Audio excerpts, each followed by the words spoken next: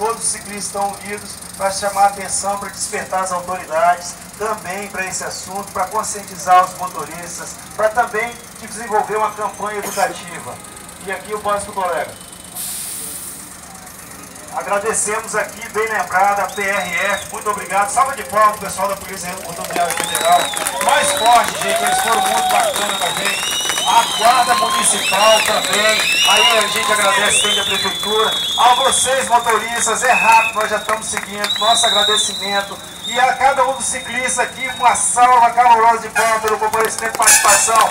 Isso aí, gente. Então, parabéns. Vamos seguir agora para apitar as 3 barras. Seguindo. Um minuto. Agora, falta ainda quantos segundos? 30. Tá faltando aí, silêncio total.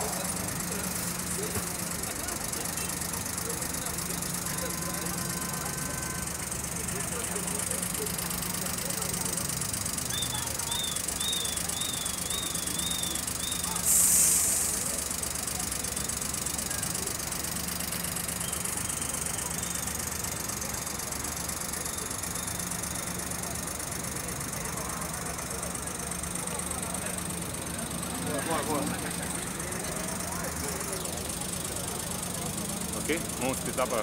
Boa.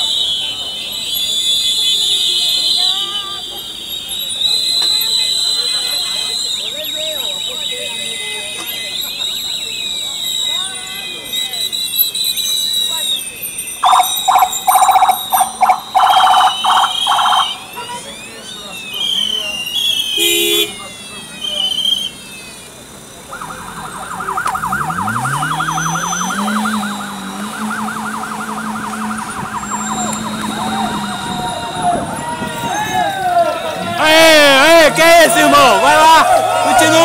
Continua! Isso, continua! Vai! Continua!